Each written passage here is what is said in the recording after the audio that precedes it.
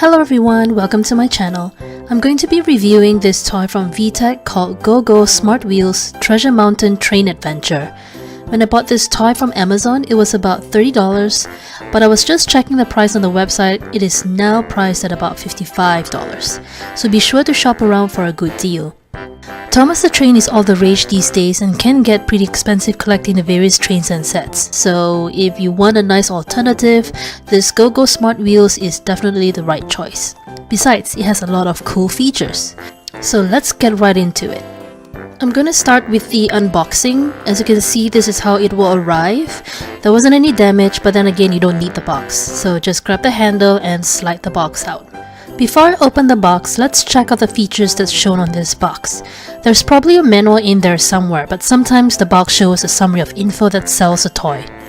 This particular set has 9 smart point locations that plays phrases, music and more when the train passes through them. According to this, there's 45 plus songs, melodies, sounds and phrases for your child to listen to, and this toy encourages pretend play, learn words, and how to sort and develop motor skills. Depending on your kid, this toy is suitable for kids aged 1 to 5 years old. At the top, the box displays the motorized train. When you press the button, it lights up and plays sounds and phrases. The one thing I liked about this range of toys is that it works with other playsets and smart point vehicles as well. Here you can see more information about the motorized train, and that cargo car can carry other vehicles that you might buy and even has its own smart point for it to react to. The train teaches the letter F for freight train and plays 3 sing-along songs and 17 melodies. The train can be a little heavy, so be sure to supervise your kid until you're sure they won't harm themselves while playing. As I mentioned before, it works on their motor skills, so here are some of the ways they can do that. In this picture, they show how you can connect to a train station playset if you have it, and over in this next picture, it shows some configurations you can do with this set. I suggest keeping this part with your manual because the color helps in identifying the track parts. And lastly, it's not a feature, but you will need 3 AAA batteries for the train to operate. These are the contents of the box. There's a pack with instructions and a manual on how to operate, along with the stickers to decorate the toy. The white box you see here contains more parts. I'll go ahead and open the box and let you see what it contains.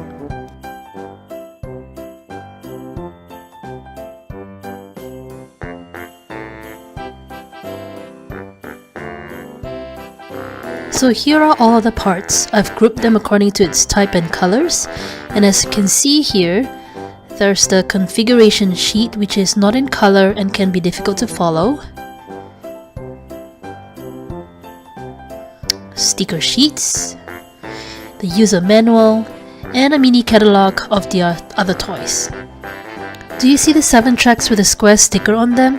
Those are the smart point locations where the train will react to when it passes it. And over at the body of this set, there's another smart point where the train parks. I'm gonna go ahead and set this up. I'm using the box as a reference instead of the configuration sheet because it's in color. Start with a mountain first. If you want to follow along on how to set this up, do continue to watch. I know I'm blocking and all you can see is my back, but you didn't miss much.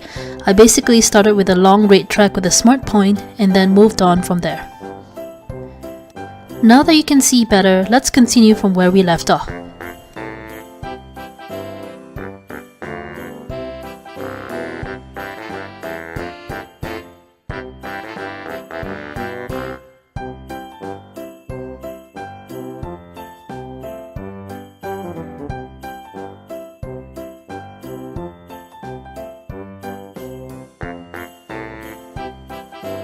Trying to attach this green track took a little bit of effort because it was a tight fit, but with a firm push it will slide into place.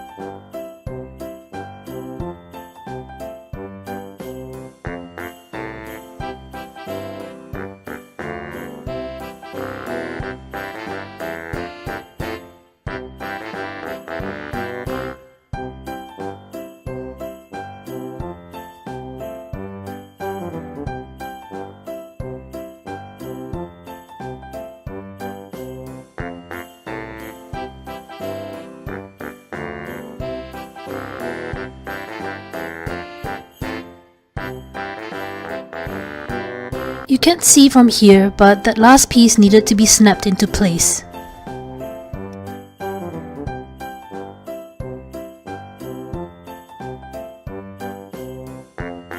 Here I'm trying to figure out where the extra pieces go.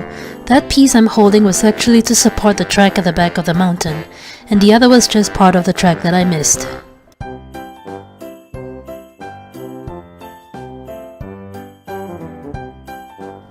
I decided to test the train. The reason why the train was having some trouble moving was because of the batteries it came with.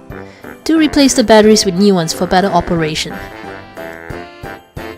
So the section where you sort the shapes will drop the balls into the opening, and when the train passes, it will push the gate open, letting the ball drop into the cargo car. Here's a view from the back of the mountain.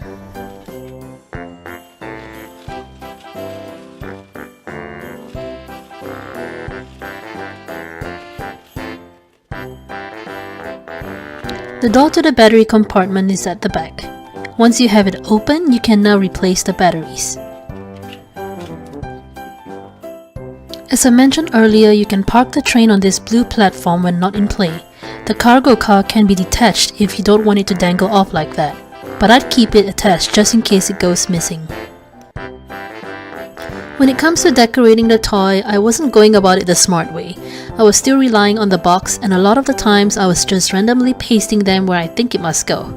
However, the smarter way is to refer to the user manual, where it numbers the stickers and show you which part it goes to. Here I'm demonstrating the crane. It can be used to scoop up the balls and drop them off either on the train or wherever your kid might want it. It's pretend play after all. It swings around, not hard to open the mouth. However, it's mobile and topples over easily when too much strength is used. I'd put this aside until your kid is old enough to play with it. Here are the gears for your kid to turn. It doesn't do anything other than that.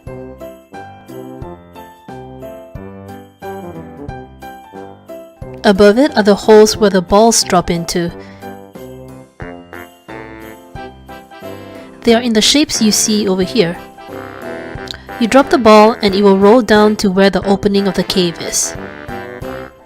This is the mine shaft, and there's a hole where the ball can be hammered down onto the passing train.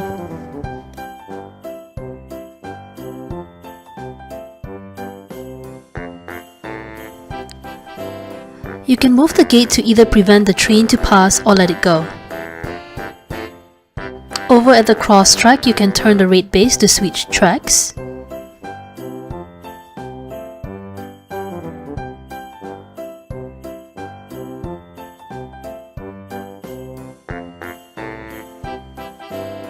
And if you push at this gate over here, it will allow the balls to roll out.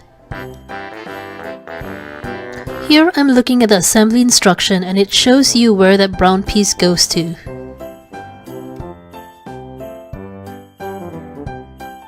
And then on the same user manual, there are label instructions for you to follow if you want to. So here I've replaced the batteries, and I'm going to let it go on another run around the track.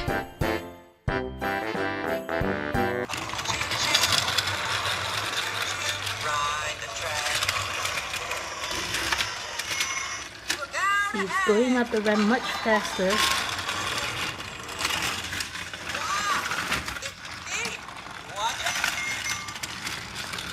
And there's no problem turning corners. Here I go.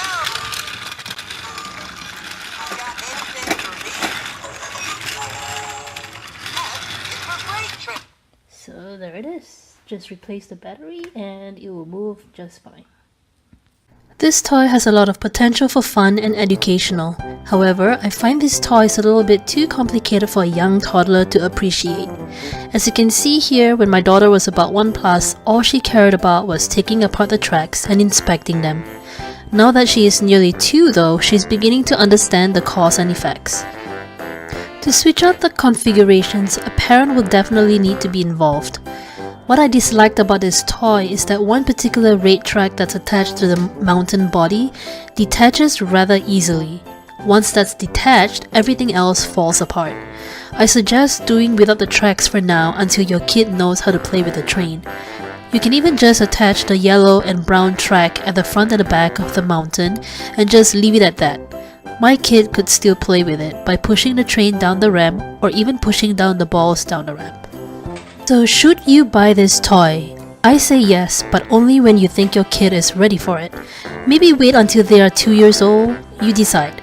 That's all I have for this video.